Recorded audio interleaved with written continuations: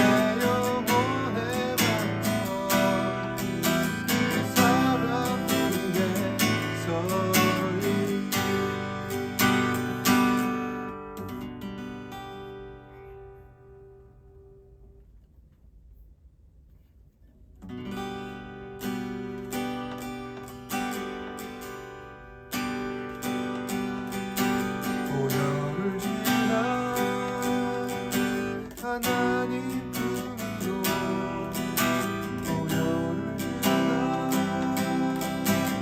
아버지의 품으로 모여를 주나 하나님 품으로 난 모르시 나가네 모여를 주나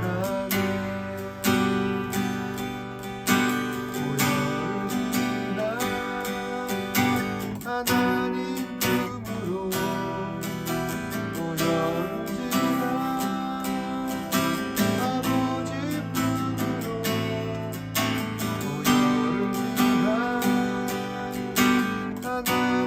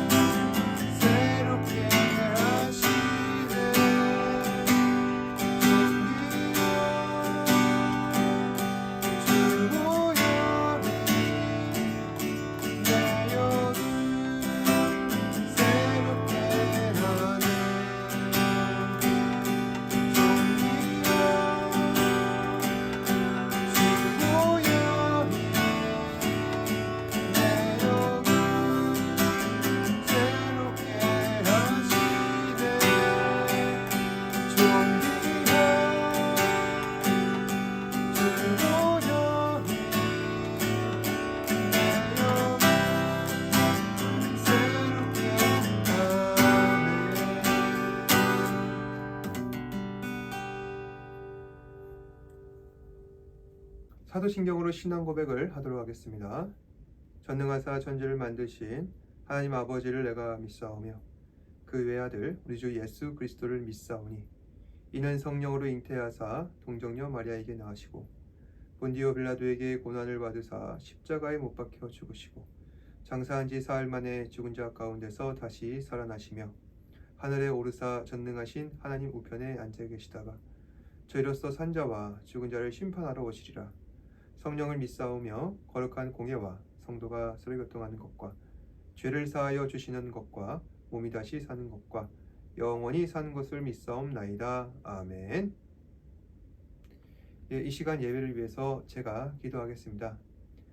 고맙고 사랑이 많으신 주님, 오늘도 이 시간 예배 자리에 나와 주님을 찬양하며 경배하게 하시니 감사합니다. 아버지 하나님, 오늘 주의 복된 날입니다. 오늘 이 시간 주님께 나올 때마다 우리의 마음과 정성을 다하여 예배하게 하시고 또 오직 주님께만 집중하여서 주님께서 기뻐하시는 예배 드릴 수 있는 우리 친구들 되게 하여 주시옵소서. 지난 한 주간의 삶을 돌이켜봅니다. 많은 어려움이 있었고 또 불안함이 있었고 또 그로 인하여서 마음이 많이 지쳤지만은 그럼에도 주의 은혜로 말미암아 잘 버티고 견디게 하신 것 감사합니다. 주님, 때로는 죄를 지을 때도 많았었고 또 주께서 실망하실 만한 그러한 일도 있었지만은 그럼에도 우리의 죄를 용서하시는 예수 그리스도의 놀라운 능력으로 다시 이곳에 나오게 하시고 그리하여서 주께서 기뻐하시는 예배를 드릴 수 있도록 성령님 인도하여 주시옵소서. 아버지 하나님, 지난 한 주간 이제 기말고사를 마치고 다시 이제 우리의 삶으로 돌아가려고 합니다. 그 결과와 상관없이 만족하게 하시고 또 최선을 다하였으니 아버지 하나님께서 우리를 위로하시고 은혜를 베풀어 주사 아버지 하나님, 우리가 최선을 다한 것들을 받아들이고 더 최선을 다할 수 있도록 한 사람 한 사람 붙잡아 주시옵소서. 아버지 하나님, 정말로 주의 자녀로서 주님께 영광 돌리는 삶을 살아가기를 원합니다. 우리의 말과 행동으로 아버지 하나님 주의 선한 행실이 나타나게 하시고 그리하여서 예수 그리스도의 제자로서 주님께 기쁨이 될 수 있는 아버지 하나님 주의 은혜를 허락하여 주시옵소서. 이 시간도 주의 귀한 말씀 듣습니다. 하나님의 은혜로 말미암아 말씀이 심겨지게 하시고 그리하여서 이 말씀을 아버지 하나님 우리의 삶에 적용하여 주님께서 기뻐하시는 삶을 살아갈 수 있도록 성령님 인도하여 주시옵소서. 모든 것에 감사드리며 살아계신 예수님 이름으로 기도드립니다. 아멘.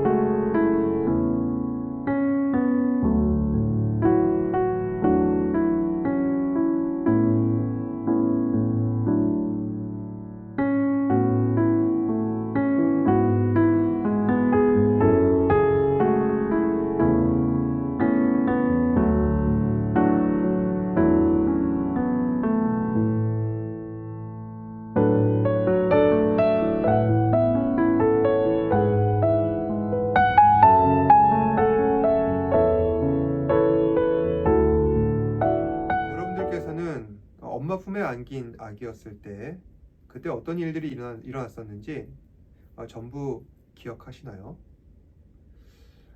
사람은 시간이 지나갈수록 새로운 경험들이 쌓이다 보니 과거의 기억들을 점점 잊고 살아가는 것 같습니다. 일반적으로 사람들은 생후 6개월 정도 되는 어린 아기였을 때 그 앞에 있는 장난감을 잡으려다가 무언가 마치 가려지게 되면은 그것을 없는 것으로 생각하여서 더 이상 잡으려 하지 않는다고 합니다. 어떤 사물을 인지하고 그리고 그 사물을 둘러싼 현상들을 잘 파악하여서 그 물건이 지금도 있을 것이다, 이렇게 예측하는 것을 발달 심리학적으로 영속 개념이라고 합니다. 아기들은 영속 개념이 없기 때문에 눈에 잘 보이지 않으면 마치 존재하지 않는다고 생각하는 것이죠. 그러다가 18개월쯤 되면은 그때야 어느 정도 영속 개념이 생기기 때문에 부모님이 장난감 감추는 것을 보아도 그것이 눈에 안 보인다 할지라도 뒤에 있는 것을 알고 찾게 됩니다. 우리는 눈에 보이는 세상만을 바라보면서 살아가지가 않습니다. 보이지는 않지만 분명 영적으로 존재하는 하나님 나라를 살아가고 있고, 이러한 영속 개념을 갖고 믿음으로 반응한 사람들이야말로 진정 하나님 나라의 백성들이라 할 수 있는 것입니다. 그런 의미에서 오늘 말씀은 앞으로 우리가 이 땅을 살아갈 때 무엇을 붙들어야 하는가 분명하게 가르치고 있습니다. 우리 그리스도인들은 단지 눈에 보이는 것만 바라보며 살아가지 않습니다. 육신의 눈에는 보이지 않는다 할지라도 영적인 눈으로 살아계신 하나님만을 바라보며 믿음 안에서 살아가는 사람들이야말로 바로 하나님의 자녀요 그리스도인들이라 할 수 있습니다. 오늘 말씀을 기록한 히브리서 저자는 믿음의 대상인 예수님과 또 다른 한 대상을 놓고서 과연 누가 더 우월하고 위대하고 또 믿고 신뢰할 만한 존재인가 확인시켜주고 있습니다. 히브리서 저자가 전하는 예수님과 비교되는 또 다른 대상이란 바로 구약시대 레위 제사장들입니다. 오늘 우리가 함께 읽은 11절 말씀은 이렇게 시작하고 있습니다. 레위 계통의 제사장 직분으로 말미암아 온전함을 얻을 수 있었으면 백성이 그 아래에서 율법을 받았으니 어찌하여 아론의 반차를 따르지 않고 멜기세덱의 반차를 따르는 다른 한 제사장을 세울 필요가 있느냐. 구약 시대에는 이스라엘 12지파 가운데 레위 지파라는 그룹들이 있었습니다. 레위는 야곱의 12형제 가운데 하나로서 하나님께서는 이스라엘을 애굽에서 구원하시고 가나안으로 인도하셨을 때 그 땅에서 하나님께 제사 드리는데 헌신하는 지파로 이 레위 지파를 구별하셨습니다. 우리가 교회에서 예배를 드릴 때 다양한 모습으로 예배를 섬기는 사람들이 있죠. 피아노 치는 사람들이 있고 찬양하는 사람들도 있습니다. 또 저처럼 말씀을 전하는 사람도 있는가 하면은 잘 보이지 않는 곳에서 구준질 하시는 집사님들도 계십니다. 구약시대의 성전에 봉사하는 이 레위 지파 가운데서도 각기 다른 일을 담당한 사람들이 있었는데 특히 하나님께 제사 드리기 위해 구별된 제사장들도 있었습니다. 11절 말씀에 보면은 레위 계통의 제사 직분이라는 말이 있는데 바로 이 사람들이 하나님께 제사 드리는 제사장들을 지칭하는 것입니다. 계속해서 살펴보겠습니다. 말씀에 의하면 어찌하여 아론의 반차를 따르지 않고 멜기세덱의 반차를 따르는 다른 한 제사장을 세울 필요가 있느냐, 이렇게 전하고 있죠. 여기서 아론의 반차란 모세의 형이었던 아론을 이야기하는 것인데 하나님께서는 아론을 구별하셔서 그를 제사장으로 세우셨습니다. 오늘 함께 살펴본 레위 제사장들은 바로 이 아론의 뒤를 이어서 제사장으로 섬기게 된 것입니다. 그런데 말씀해 보면은 아론의 반차가 아니라 멜기세덱의 반차를 따르는 다른 제사장들이 있다, 이렇게 되어 있습니다. 여기서 멜기세덱이란 아론보다 더 앞선 믿음의 조상 아브라함 시대에 하나님께 제사를 드리던 제사장들을 이야기하는 것입니다. 창세기 14장에 이런 구절이 있습니다. 살레망 멜기세덱이 떡과 포도주를 가지고 나왔으니 그는 지극히 높으신 하나님의 제사장이었더라. 그 당시 아브라함은 이제 여러 왕들과 싸워서 많은 전리품을 노획하고 돌아오는 중이었습니다. 멜기세덱은 지극히 높으신 하나님의 제사장이었고, 그래서 싸움을 이기고 돌아오는 이 아브라함을 맞이하여서 떡과 포도주를 가지고 나오는데, 그때 아브라함은 자신을 환영하는 멜기세덱에게 다음과 같이 행합니다. 아브라함이 그 얻은 것에서 10분의 1을 멜기세덱에게 주었더라. 아브라함은 멜기세덱에게 자신이 노획한 이 전리품의 10분의 1을 주었습니다. 그러니까 여기서 10분의 1이란 11조를 이야기하는 것이죠.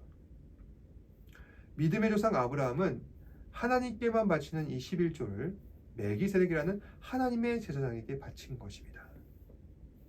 오늘 말씀을 전하는 히브리서 저자는 이러한 사실에 착안하여서 다음과 같이 전합니다. 과거 구약시대 레위 제사장보다 더 우위에 있는 제사장이 있다.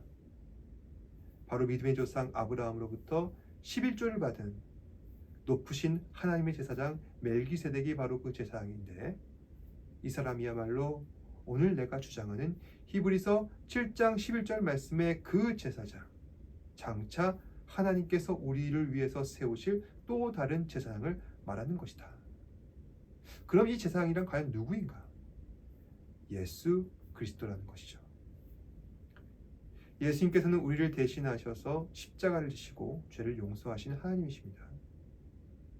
이것은 하나님께 드리는 완전하신 제사를 의미하는 것이며, 따라서 예수님은 레위 제사장보다 더 우월한, 우리를 위해서 온전한 제사를 드리시는 제사장이십니다.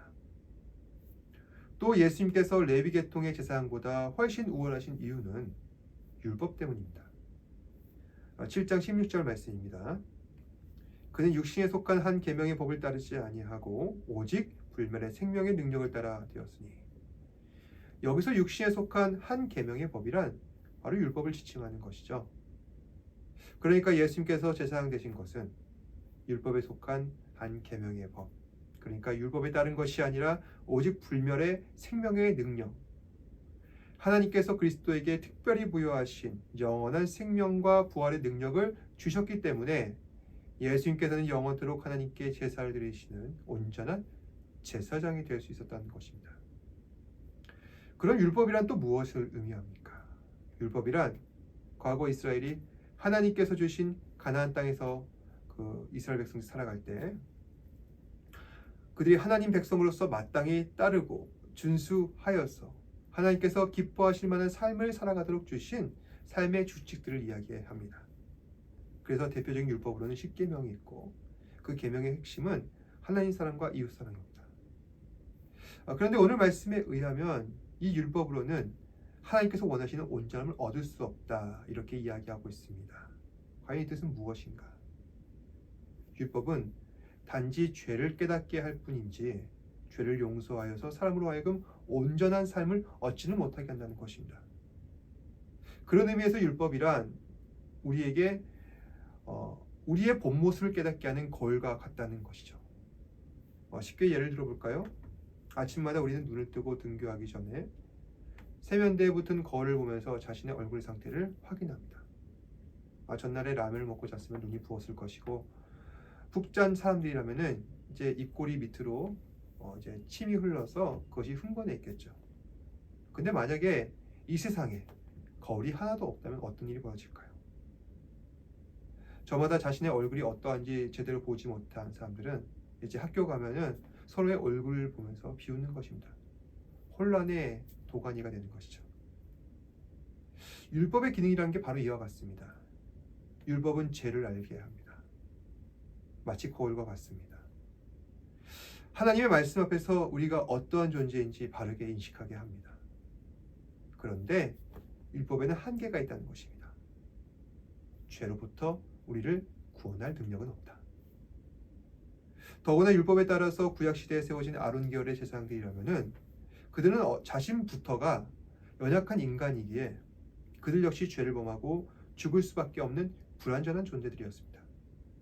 따라서 이러한 불완전한 율법과 그리고 불완전한 율법에 의해서 세워진 연약한 제사장들은 그들의 직분을 가지고서는 온전한 구원에는 이룰 수가 없다는 것입니다. 이것은 너무나도 당연한 것이죠.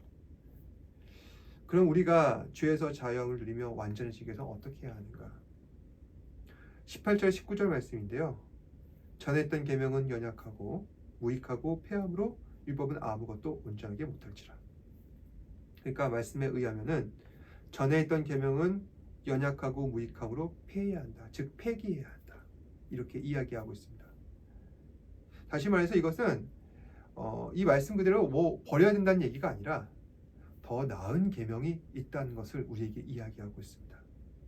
그리고 그에 따라서 하나님께 제사를 드리는 제사장도 더 나은 제사장이 있다는 것을 이야기합니다. 그리고 히브리서 저자는 그 제사장이 과연 누구겠느냐? 예수 그리스도라는 사실을 우리에게 주장하고 있는 것이죠. 왜 예수님께서 더 나은 제사장인가?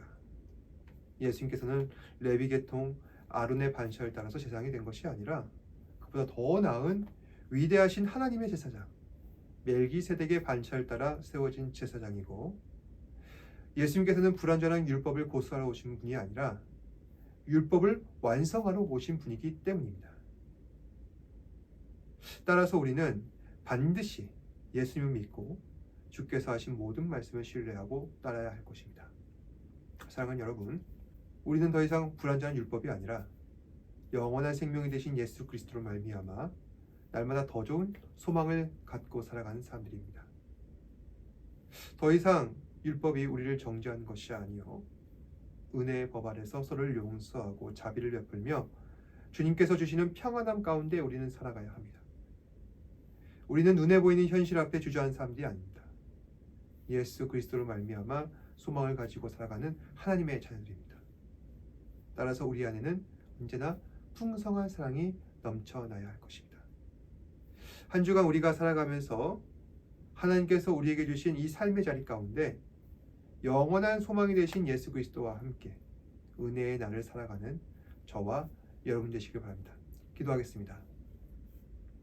고맙고 사랑이 많으신 아버지 하나님 감사합니다. 오늘도 말씀을 통하여서 영원한 생명의 양식이 되신 주님을 바라보며 아버지 하나님께서 우리를 위하여서 온전한 제사장이 되어주신 사실을 다시 한 번 더 묵상하고 또 주님을 신뢰하며 나아가는 가운데 우리가 하나님을 더 잘 따르게 됐다는 사실을 믿고 오늘도 살아가게 하여 주시옵소서.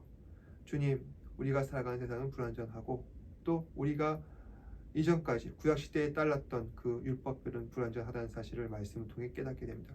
하지만 우리에게는 더 나은 율법과 더 나은 제사장이 있으니 예수 그리스도를 믿고 따르는 자에게 귀한 은혜와 축복이 있을 것을 믿는 학생들 되게 하여 주시옵소서. 오늘 하루도 주의 말씀 따라 순종하는 삶을 살게 하시고 또 우리에게 순종할 힘이 없을 때 다시 믿음을 회복하여 주셔서 아버지 하나님께서 기뻐하시는 그러한 삶을 살아갈 수 있는 우리 친구들 되게 하여 주시옵소서. 모든 것에 감사드리며 살아계신 예수님 이름으로 기도드립니다. 아멘. 하늘에 계신 우리 아버지여, 이름이 거룩히 여김을 받으시오며 나라가 임하시오며 뜻이 하늘에서 이루어진 것 같이 땅에서 이루어지이다. 오늘날 우리에게 일용할 양식을 주시옵고 우리가 우리에게 죄 지은 자를 사하여 준 것 같이 우리 죄를 사하여 주시옵고 우리를 시험에 들게 하지 마시옵고 다만 악에서 구하시옵소서. 나라와 권세와 영광이 아버지께 영원히 있사옵나이다. 아멘.